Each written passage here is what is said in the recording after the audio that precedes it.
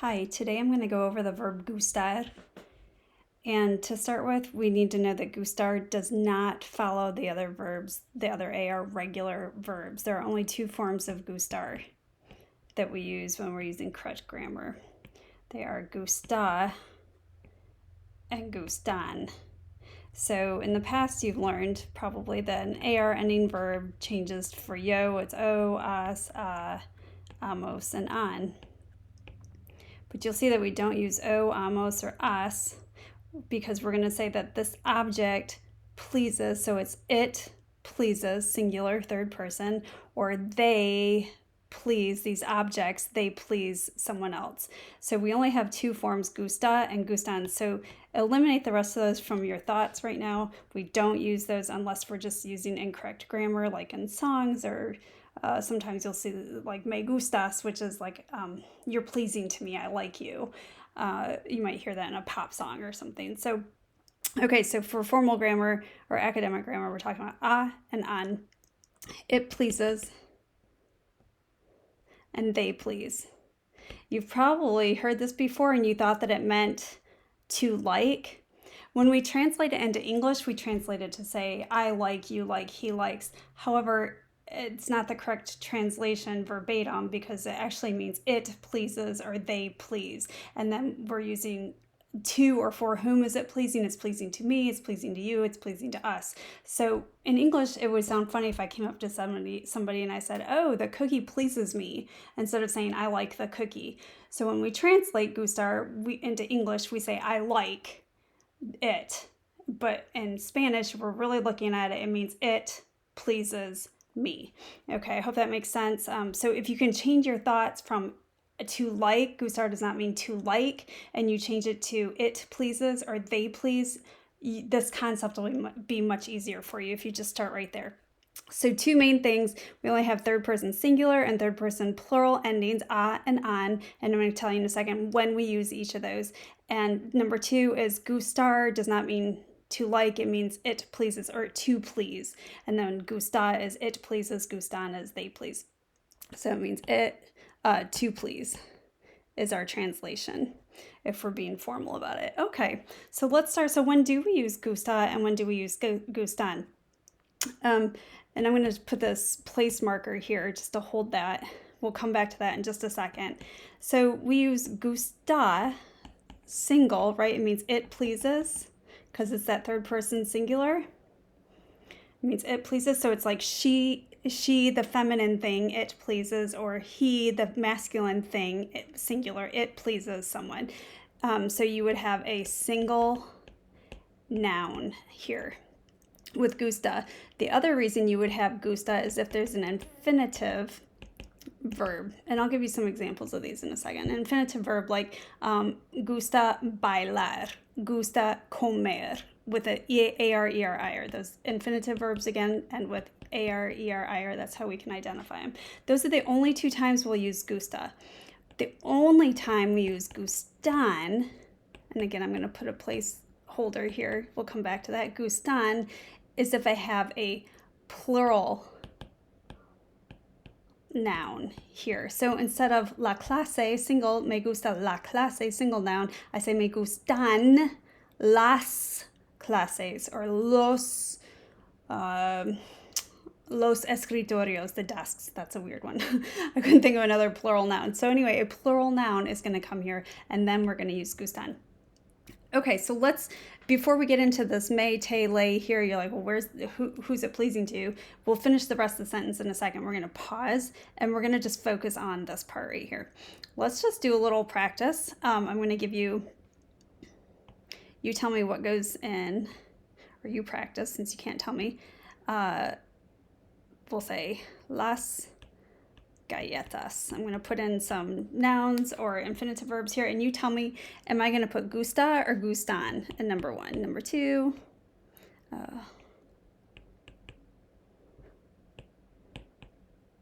so go ahead and think about what your answers would be on these. Am I putting gusta or gustan, and follow your rules? Is it a single noun, infinitive verb, or a plural noun?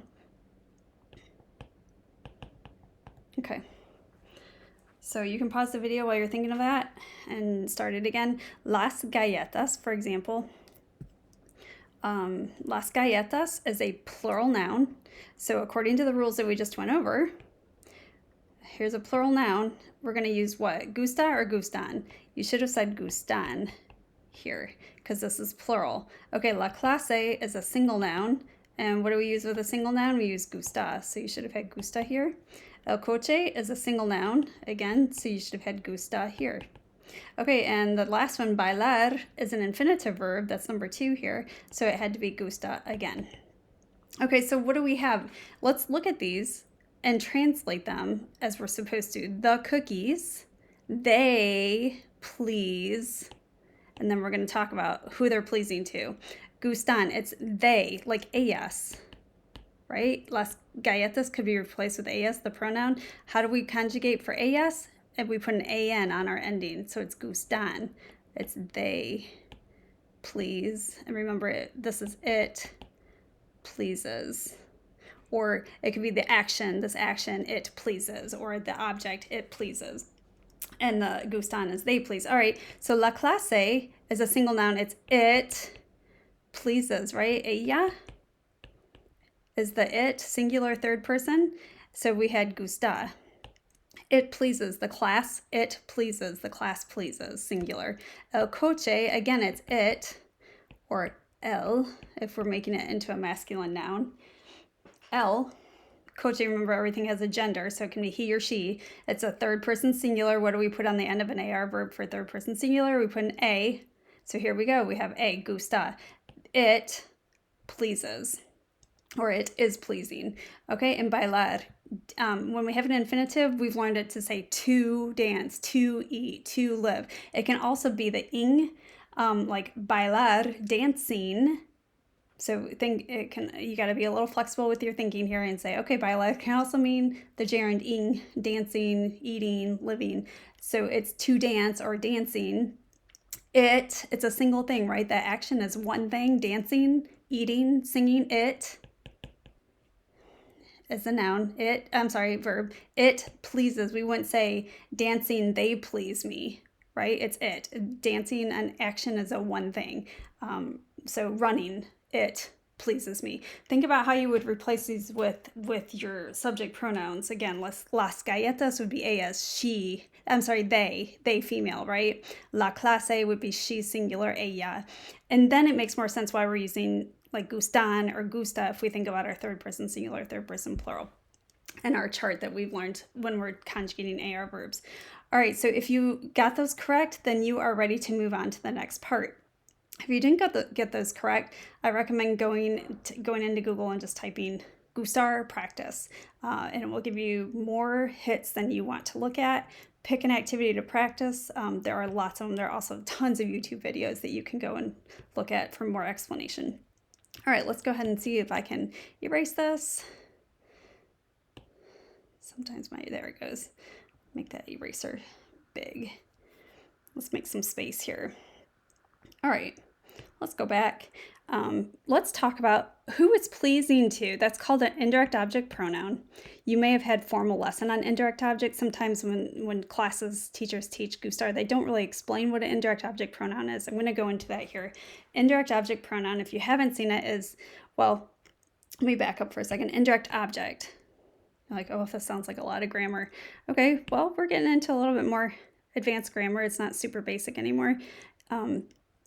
Indirect, think about, it's not direct, right? It's indirect object. An indirect object is to or for whom the action occurs. I never know if I spelled that word correctly. I hope that's right. Okay, indirect object, to or for whom an action occurs. Okay, it occurs for me. It occurs for you. It occurs for him. It occurs for her. Do you see a pattern here? Me, te, lay. It's like the yo, to, la, usted, right? It occurs for us. It occurs for y'all, informal, just in Spain. And it occurs for them.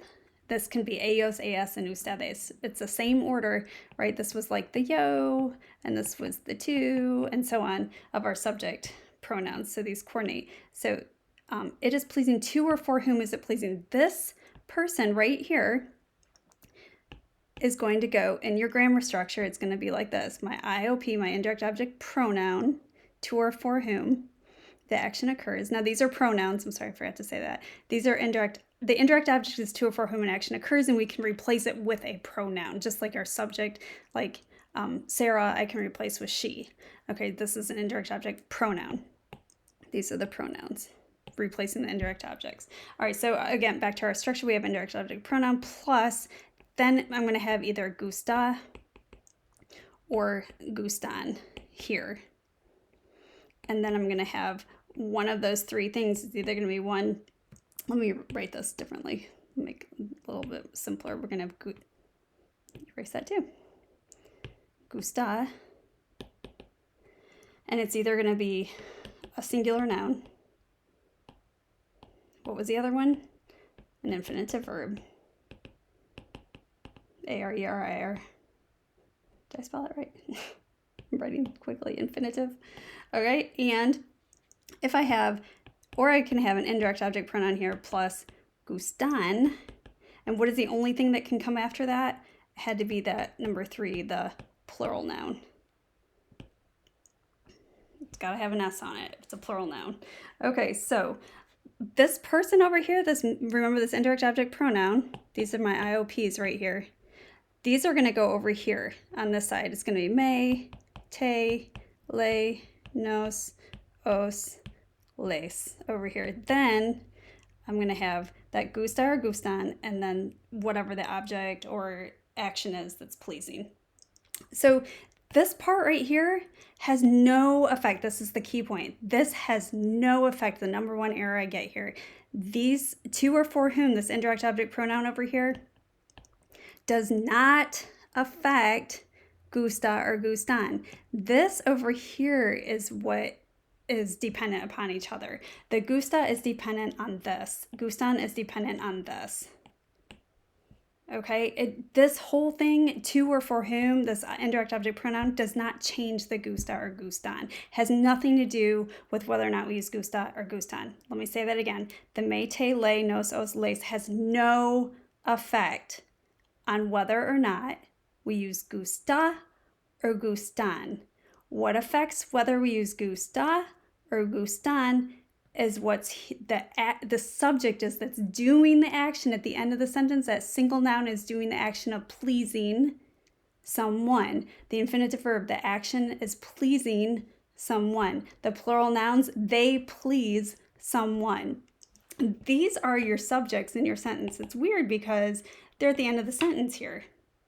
We're not used to doing that. We're used to saying like the dog eats, right? The subject and then my verb. Here we've got our subject at the end of the sentence, pleasing to or for someone. So this is not a subject. This me, te, le over here is not a subject. It's an indirect object. It's indirectly receiving the action. It's a to or for whom it's occurring. So if you think about that separately, these are two separate, it looks like we're doing Halloween stuff here. Two separate things. Like this doesn't make any difference. It doesn't matter who's over here, whether I use gusta or gustan. So summarized, we're going to have gusta, single noun, or infinitive verb. Gustan, we're going to have a plural noun. What does that mean over here? It means that I can have anything here. I can put any person. It can be pleasing to anyone, whether it's a single object, an infinitive verb, or a plural noun. It doesn't matter. So I could say me gusta, single noun. Me gusta, infinitive verb. Me gustan. Yes, I can say me gustan, plural, with a plural noun, because you're like, but wait, me is a single person. How can it be a plural? Because this is my subject doing the action to or for me. All right, let me back up, erase those. It can be te, it can be le, it can be les, os, nos. Doesn't matter who this is. This has no effect. So like you take a big red line and you break it. Has nothing to do with one another, okay? This is completely independent from these indirect object pronouns over here. Let's do a couple of practices.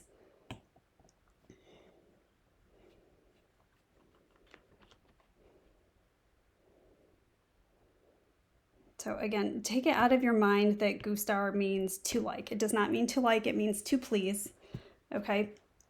And take it out of your mind that it's like the other verbs. It does not have gusto, gustas, gustamos. There are only two forms, gusta and gustan. So the first question I might ask a student is, when can I use gusta?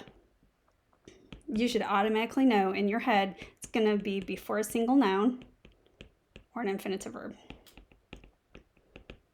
Okay, then I would ask a student, when can I use gustan? Before a plural noun. Only. The only time we should say gustan is if there's a plural noun after it. All right, who can go over here? Who can go over here? Everybody. Doesn't matter. Oops. Doesn't matter who's here. It has no effect on gusta or gustan. These are completely separate ideas.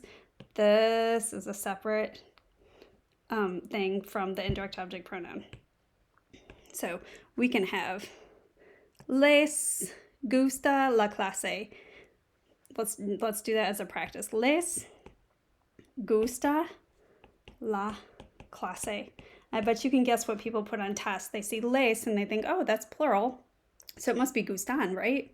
Because they is plural, they are liking the class. Nope, because it doesn't mean to like, it means to please. Are they pleasing the class? No, the class is my subject. It's a single noun.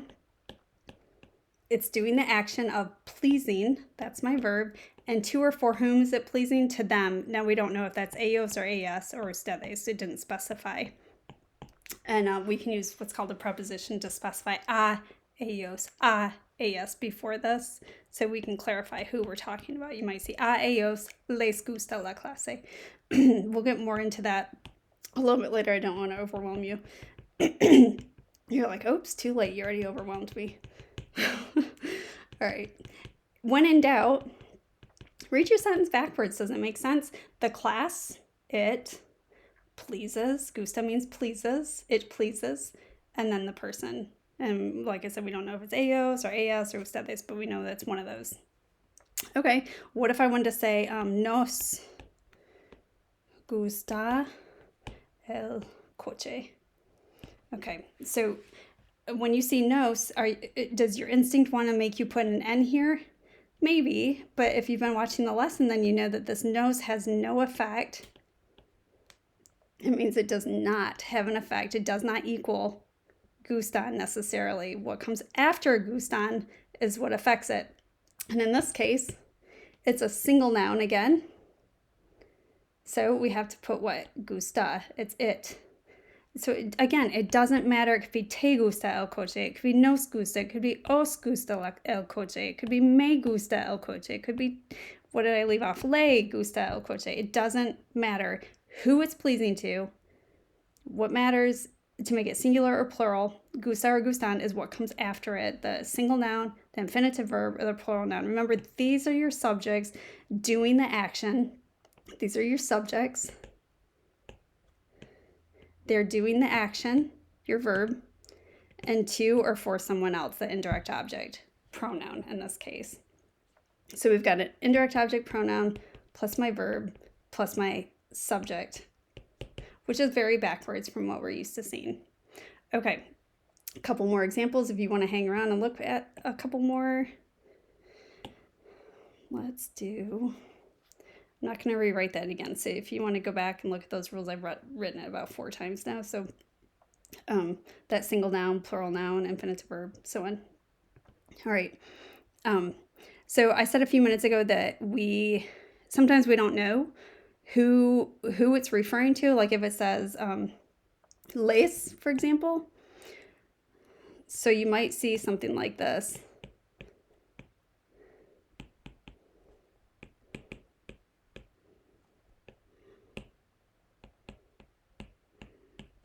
Okay. Blank les gusta jugar al baseball. We don't know who les refers to, so they'll put this prepositional phrase. There's one more component that you might see at the beginning or at the end of your sentence, and it'll be a ellos, a ellas, a ustedes. So les refers to all 3 of those people. So since we don't know which one they're referring to, they'll specify it and put it in the sentence. A ellos les gusta jugar al baseball. Or they might say les gusta jugar al baseball a ellos. So this is for clarification or emphasis. Over here, this is called preposition. And you might have something that says a él, to him, a ella, a usted, and so on. The only ones that are different are a mí and a ti. And honestly, I can never remember if it's accented or if it's just a ti. I think it's a ti on the accented. We'll have to check that. Check that and let me know. A mí, a ti, so it's a mí me gusta. And again, that can come at the end. A ti te gusta. Now, if I just said me gusta, and if you didn't see this part, and it says me gusta el béisbol, right? Well, you know that it's to me because it has the me. But let's say you want to be emphatic about it. You're like, oh, a mí me gusta el béisbol. You're emphasizing that to me, you're repeating it. So you're emphasizing it. To me, it's pleasing to me. Now that sounds silly in English. But again, we have to be flexible. It's not English, it's Spanish. So a mí me gusta, a ti te gusta, and so on. So sometimes these are for emphasis and sometimes they're just for clarification. Like on ley, it refers to 3 different people. Les refers to 3 different people. So they might include it there. The me and the te and the nos, it would be a nosotros. Again, we already know that nos refers to nosotros. We don't have to include it, but it would be for emphasis. Okay, so that's a pretty thorough explanation of Gustar. I hope this helps. Let me know if you have any questions.